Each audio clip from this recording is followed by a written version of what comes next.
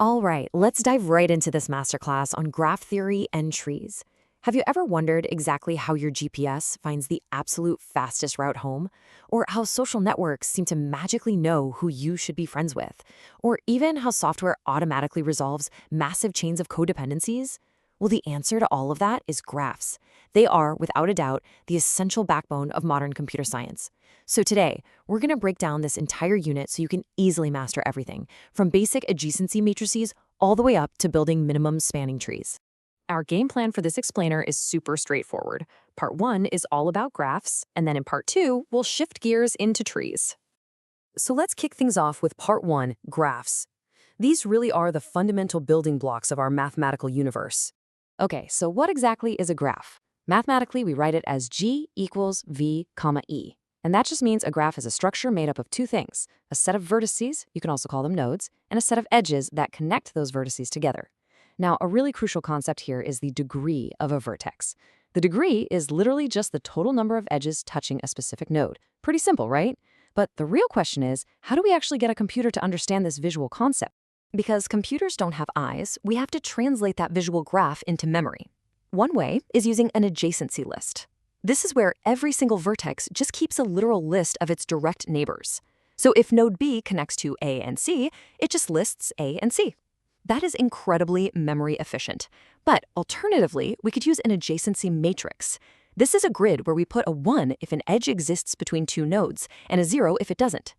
Matrices are a lot faster if you want to check one specific connection, but they definitely eat up way more space. Now, just like regular data sets, we can actually perform operations on graphs. Finding the union or intersection to combine graphs or find overlaps makes intuitive sense. But the real mind-bender here is the complement operation. The complement of a graph uses the exact same vertices, but it connects exactly the pairs that were not connected originally and completely erases the edges that were. It's quite literally like looking at the photographic negative of your graph.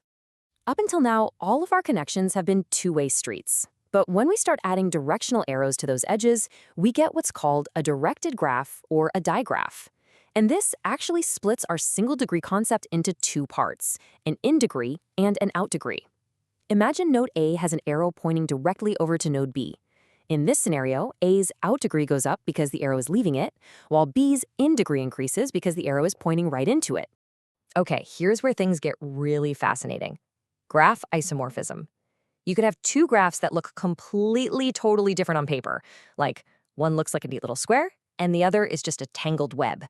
But if they have the exact same number of vertices, the exact same number of edges, and their underlying connective structures map perfectly to one another, we call them isomorphic. The actual physical drawing doesn't matter at all. It's only those mathematical relationships that count. Let's talk about movement within these structures.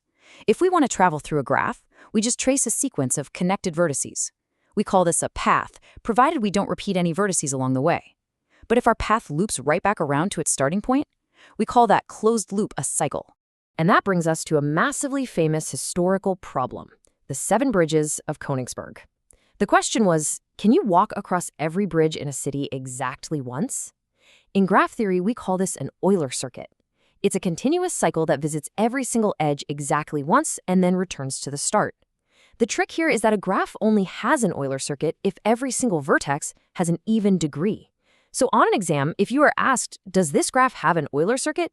You literally just have to check if every degree is even. That's your test. Now, contrast that with a Hamiltonian cycle.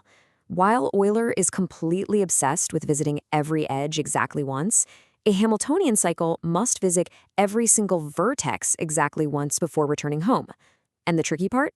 Unlike Euler's super simple even degree test, there is unfortunately no universal shortcut to prove a Hamiltonian cycle exists. You pretty much just have to trace it out manually and check the layout yourself. Before we leave general graphs behind, we've got to talk about planar graphs. A graph is planar if it is theoretically possible to draw it on a flat, two-dimensional surface without any of its edges crossing over one another.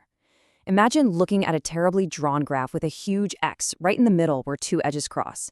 If you can physically grab that intersecting edge and pull it around the outside so there are 0 crossings, boom, it is a planar graph, no matter how tangled the initial drawing might have looked. All right, moving right along to part 2, trees. What happens to a connected graph when we introduce one massive game-changing restriction? let's absolutely forbid any cycles.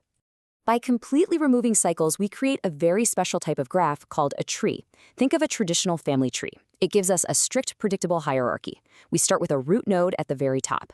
From there, nodes connect downward in parent and child relationships, eventually ending at the very bottom with leaves, which are just nodes that have no children of their own. And because we've outlawed loops, there is a golden mathematical rule you absolutely need to remember.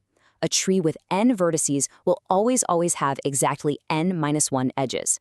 This no-cycle rule makes trees wildly useful in the real world. Your computer's file system is literally a tree, with the root directory branching out into folders and then files. Machine learning relies on decision trees to filter complex data. Corporate org charts? Trees. And in computer algorithms, binary search trees give us incredibly fast ways to sort and find data, because every single step you take down a branch chops your search space right in half. Now, let's smash our graph and tree concepts together. If you take a standard connected graph and strip away just enough edges to remove all the cycles while keeping all the vertices connected, you've created a spanning tree. Think of it as a connective skeleton.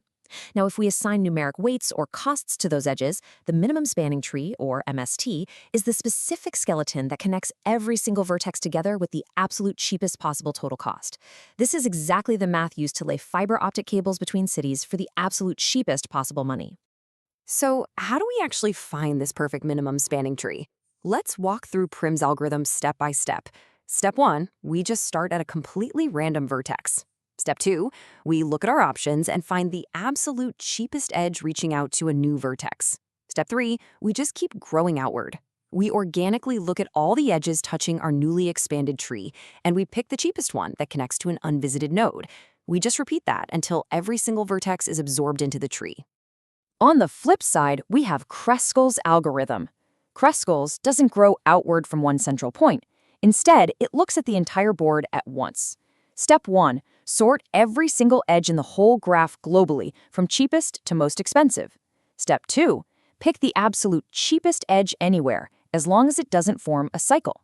Step 3, keep grabbing the next cheapest edge, slowly building up a forest of mini-trees and merging them together until you form the exact same minimum spanning tree.